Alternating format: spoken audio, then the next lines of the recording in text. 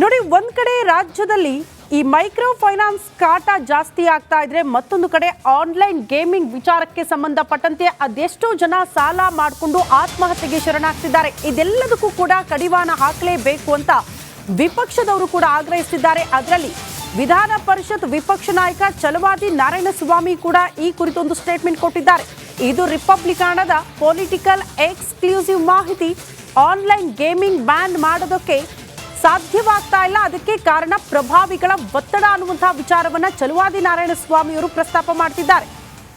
ಪರಿಷತ್ ವಿಪಕ್ಷ ನಾಯಕ ಛಲವಾದಿ ನಾರಾಯಣಸ್ವಾಮಿ ಅವರು ಮಾತಾಡಿದ್ದಾರೆ. ಈ ಎಲ್ಲ ವಿಚಾರಕ್ಕೆ ಸಂಬಂಧಪಟ್ಟಂತೆ ನೋಡ್ಕೊಂಡು ಬರೋಣ. ಕೇಂದ್ರದ ಗೃಹ ಸಚಿವರಿಗೂ ಪತ್ರ ಬರೆದಿದ್ದೇನೆ. ಮೊದಲು ಇಮ್ಮಿಡಿಯೇಟ್ಲಿ ಇದನ್ನು ತಡೆ ಹಿಡಿಯತಕ್ಕಂಥ ಕೆಲಸವನ್ನು ಮಾಡಿ. ಈ ಆನ್ಲೈನ್ ಗೇಮಿಂಗ್ಗಳಿಂದ ಯುವಕರು ಹಾಳಾಗ್ತಿದ್ದಾರೆ. ಕೆಲಸಕ್ಕೆ ಹೋಗ್ತಿದ್ದವರು 2 ಲಕ್ಷ ಸಂಬಳ ತೊಗೊಳ್ತಿದ್ದವರು, 1 ಲಕ್ಷ ರೂಪಾಯಿ ಸಂಬಳ ತೊಗೊಳ್ತಿದ್ದವರು ಕೆಲಸಕ್ಕೆ ಹೋಗೋದು ಬಿಟ್ಟು ಮನೇಲಿ ಕೂತ್ಕೊಂಡು ಗೇಮ್ ಆಡ್ತಾರೆ. ದುಡ್ಡು ಕಟ್ಟಿ ಆಡಿ ಕೊನೆಯಲ್ಲಿ ಎಲ್ಲ ಸೋತು ಸಾಲಗಳು ಮಾಡ್ಕೊಂಡು ಕೊನೆಯಲ್ಲಿ ಪ್ರಾಣ ತ್ಯಾಗಗಳನ್ನು ಮಾಡ್ತಾ ಇದ್ದಾರೆ. ಇಂಥ ಪರಿಸ್ಥಿತಿಗೆ ಇದು ತರ್ತಾ ಇದೆ. ಇದರಿಂದ ಯಾರೋ ಕೆಲವು ರಾಜಕಾರಣಿಗಳಿಗೆ ಇದರಿಂದ ಅನುಕೂಲ ಆಗ್ಬೋದು. ನಾನು ಕೇಳ್ಪಟ್ಟಿದ್ದೀನಿ, ನಾನು ಅದನ್ನು ಕೂಡ ಹುಡುಕಿಸ್ತಾ ಇದ್ದೀನಿ. ಕರ್ನಾಟಕದಲ್ಲೂ ಕೆಲವು ಮಂತ್ರಿಗಳು ಇದರಲ್ಲಿ ಇನ್ವಾಲ್ವ್ ಇದ್ದಾರೆ. ಅವರೇ ಕಂಪನಿಗಳು ಮಾಡಿ ಇದನ್ನು ಮಾಡ್ತಾ ಇದ್ದಾರೆ ಅಂತ ಕೂಡ ನಾನು ಗಮನಕ್ಕೆ ಬಂದಿದೆ. ಅದನ್ನು ಹುಡುಕಿಸ್ತಾ ಇದ್ದೀನಿ ಯಾರು ಅಂತ. ಯಾಕೆಂತಂದರೆ ಆಡೋರೇ ಹೇಳಿದ್ದಾರೆ ಕೆಲವರು, ಕೆಲವರೆಲ್ಲನೂ ಅವರು ಕಂಪನಿಗಳು ಮಾಡಿದ್ದಾರೆ.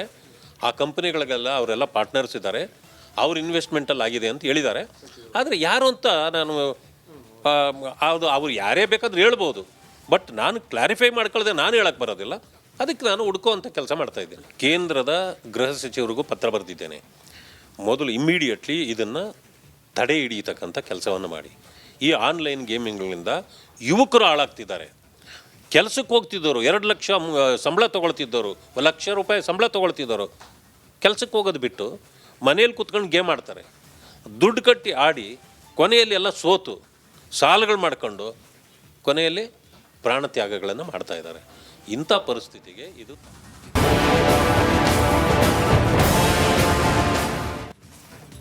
ನೋಡಿ, ಒಂದ್ ಕಡೆ ರಾಜ್ಯದಲ್ಲಿ ಈ ಮೈಕ್ರೋ ಫೈನಾನ್ಸ್ ಕಾಟ ಜಾಸ್ತಿ ಆಗ್ತಾ ಇದ್ರೆ, ಮತ್ತೊಂದು ಕಡೆ ಆನ್ಲೈನ್ ಗೇಮಿಂಗ್ ವಿಚಾರಕ್ಕೆ ಸಂಬಂಧಪಟ್ಟಂತೆ ಅದೆಷ್ಟೋ ಜನ ಸಾಲ ಮಾಡಿಕೊಂಡು ಆತ್ಮಹತ್ಯೆಗೆ ಶರಣಾಗ್ತಿದ್ದಾರೆ. ಇದೆಲ್ಲದಕ್ಕೂ ಕೂಡ ಕಡಿವಾಣ ಹಾಕಲೇಬೇಕು ಅಂತ ವಿಪಕ್ಷದವರು ಕೂಡ ಆಗ್ರಹಿಸಿದ್ದಾರೆ. ಅದರಲ್ಲಿ ವಿಧಾನ ಪರಿಷತ್ ವಿಪಕ್ಷ ನಾಯಕ ಛಲವಾದಿ ನಾರಾಯಣಸ್ವಾಮಿ ಕೂಡ ಈ ಕುರಿತೊಂದು ಸ್ಟೇಟ್ಮೆಂಟ್ ಕೊಟ್ಟಿದ್ದಾರೆ.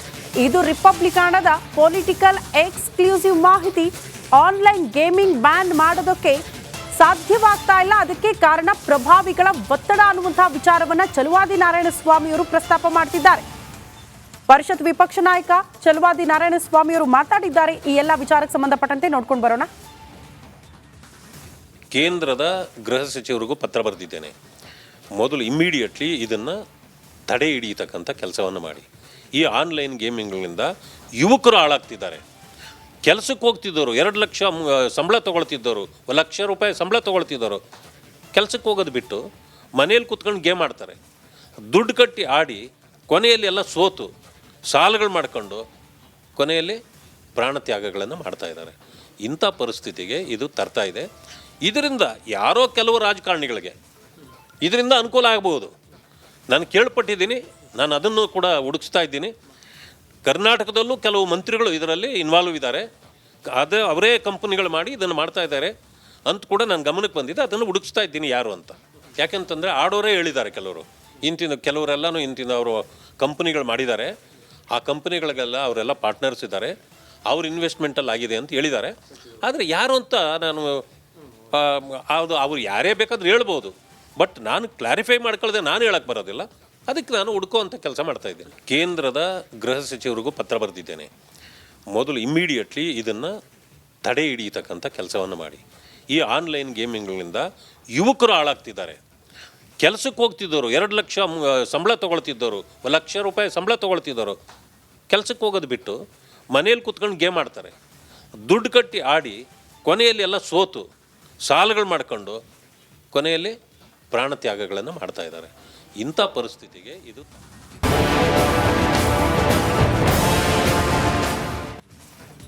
ನೋಡಿ, ಒಂದ್ ಕಡೆ ರಾಜ್ಯದಲ್ಲಿ ಈ ಮೈಕ್ರೋ ಫೈನಾನ್ಸ್ ಕಾಟ ಜಾಸ್ತಿ ಆಗ್ತಾ ಇದ್ರೆ ಮತ್ತೊಂದು ಕಡೆ ಆನ್ಲೈನ್ ಗೇಮಿಂಗ್ ವಿಚಾರಕ್ಕೆ ಸಂಬಂಧಪಟ್ಟಂತೆ ಅದೆಷ್ಟೋ ಜನ ಸಾಲ ಮಾಡಿಕೊಂಡು ಆತ್ಮಹತ್ಯೆಗೆ ಶರಣಾಗ್ತಿದ್ದಾರೆ. ಇದೆಲ್ಲದಕ್ಕೂ ಕೂಡ ಕಡಿವಾಣ ಹಾಕಲೇಬೇಕು ಅಂತ ವಿಪಕ್ಷದವರು ಕೂಡ ಆಗ್ರಹಿಸಿದ್ದಾರೆ. ಅದರಲ್ಲಿ ವಿಧಾನ ಪರಿಷತ್ ವಿಪಕ್ಷ ನಾಯಕ ಛಲವಾದಿ ನಾರಾಯಣಸ್ವಾಮಿ ಕೂಡ ಈ ಕುರಿತೊಂದು ಸ್ಟೇಟ್ಮೆಂಟ್ ಕೊಟ್ಟಿದ್ದಾರೆ. ಇದು ರಿಪಬ್ಲಿಕನದ ಪೊಲಿಟಿಕಲ್ ಎಕ್ಸ್ಕ್ಲೂಸಿವ್ ಮಾಹಿತಿ. ಆನ್ಲೈನ್ ಗೇಮಿಂಗ್ ಬ್ಯಾನ್ ಮಾಡೋದಕ್ಕೆ ಸಾಧ್ಯವಾಗ್ತಾ ಇಲ್ಲ, ಅದಕ್ಕೆ ಕಾರಣ ಪ್ರಭಾವಿಗಳ ಒತ್ತಡ ಅನ್ನುವಂತಹ ವಿಚಾರವನ್ನ ಛಲವಾದಿ ನಾರಾಯಣಸ್ವಾಮಿ ಅವರು ಪ್ರಸ್ತಾಪ ಮಾಡ್ತಿದ್ದಾರೆ. ಪರಿಷತ್ ವಿಪಕ್ಷ ನಾಯಕ ಛಲವಾದಿ ನಾರಾಯಣಸ್ವಾಮಿ ಅವರು ಮಾತಾಡಿದ್ದಾರೆ. ಈ ಎಲ್ಲ ವಿಚಾರಕ್ಕೆ ಸಂಬಂಧಪಟ್ಟಂತೆ ನೋಡ್ಕೊಂಡು ಬರೋಣ. ಕೇಂದ್ರದ ಗೃಹ ಸಚಿವರಿಗೂ ಪತ್ರ ಬರೆದಿದ್ದೇನೆ. ಮೊದಲು ಇಮ್ಮಿಡಿಯೇಟ್ಲಿ ಇದನ್ನು ತಡೆ ಹಿಡಿಯತಕ್ಕಂಥ ಕೆಲಸವನ್ನು ಮಾಡಿ. ಈ ಆನ್ಲೈನ್ ಗೇಮಿಂಗ್ಗಳಿಂದ ಯುವಕರು ಹಾಳಾಗ್ತಿದ್ದಾರೆ. ಕೆಲಸಕ್ಕೆ ಹೋಗ್ತಿದ್ದವರು 2 ಲಕ್ಷ ಸಂಬಳ ತೊಗೊಳ್ತಿದ್ದವರು, 1 ಲಕ್ಷ ರೂಪಾಯಿ ಸಂಬಳ ತೊಗೊಳ್ತಿದ್ದವರು ಕೆಲಸಕ್ಕೆ ಹೋಗೋದು ಬಿಟ್ಟು ಮನೇಲಿ ಕೂತ್ಕೊಂಡು ಗೇಮ್ ಆಡ್ತಾರೆ. ದುಡ್ಡು ಕಟ್ಟಿ ಆಡಿ ಕೊನೆಯಲ್ಲಿ ಎಲ್ಲ ಸೋತು ಸಾಲಗಳು ಮಾಡ್ಕೊಂಡು ಕೊನೆಯಲ್ಲಿ ಪ್ರಾಣ ತ್ಯಾಗಗಳನ್ನು ಮಾಡ್ತಾ ಇದ್ದಾರೆ. ಇಂಥ ಪರಿಸ್ಥಿತಿಗೆ ಇದು ತರ್ತಾ ಇದೆ. ಇದರಿಂದ ಯಾರೋ ಕೆಲವು ರಾಜಕಾರಣಿಗಳಿಗೆ ಇದರಿಂದ ಅನುಕೂಲ ಆಗ್ಬೋದು.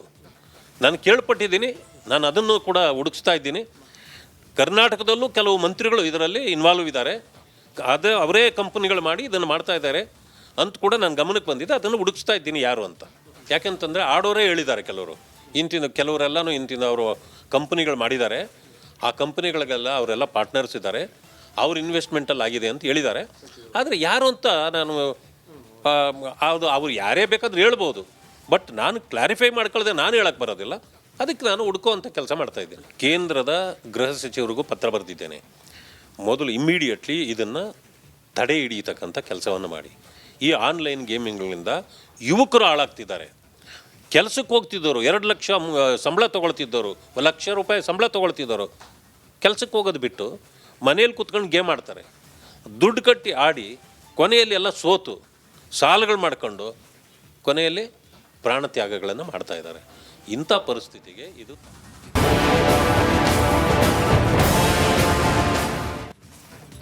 ನೋಡಿ, ಒಂದ್ ಕಡೆ ರಾಜ್ಯದಲ್ಲಿ ಈ ಮೈಕ್ರೋ ಫೈನಾನ್ಸ್ ಕಾಟ ಜಾಸ್ತಿ ಆಗ್ತಾ ಇದ್ರೆ ಮತ್ತೊಂದು ಕಡೆ ಆನ್ಲೈನ್ ಗೇಮಿಂಗ್ ವಿಚಾರಕ್ಕೆ ಸಂಬಂಧಪಟ್ಟಂತೆ ಅದೆಷ್ಟೋ ಜನ ಸಾಲ ಮಾಡಿಕೊಂಡು ಆತ್ಮಹತ್ಯೆಗೆ ಶರಣಾಗ್ತಿದ್ದಾರೆ. ಇದೆಲ್ಲದಕ್ಕೂ ಕೂಡ ಕಡಿವಾಣ ಹಾಕಲೇಬೇಕು ಅಂತ ವಿಪಕ್ಷದವರು ಕೂಡ ಆಗ್ರಹಿಸಿದ್ದಾರೆ. ಅದರಲ್ಲಿ ವಿಧಾನ ಪರಿಷತ್ ವಿಪಕ್ಷ ನಾಯಕ ಛಲವಾದಿ ನಾರಾಯಣಸ್ವಾಮಿ ಕೂಡ ಈ ಕುರಿತೊಂದು ಸ್ಟೇಟ್ಮೆಂಟ್ ಕೊಟ್ಟಿದ್ದಾರೆ. ಇದು ರಿಪಬ್ಲಿಕನದ ಪೊಲಿಟಿಕಲ್ ಎಕ್ಸ್ಕ್ಲೂಸಿವ್ ಮಾಹಿತಿ. ಆನ್ಲೈನ್ ಗೇಮಿಂಗ್ ಬ್ಯಾನ್ ಮಾಡೋದಕ್ಕೆ ಸಾಧ್ಯವಾಗ್ತಾ ಇಲ್ಲ, ಅದಕ್ಕೆ ಕಾರಣ ಪ್ರಭಾವಿಗಳ ಒತ್ತಡ ಅನ್ನುವಂತಹ ವಿಚಾರವನ್ನ ಛಲವಾದಿ ನಾರಾಯಣಸ್ವಾಮಿ ಅವರು ಪ್ರಸ್ತಾಪ ಮಾಡ್ತಿದ್ದಾರೆ.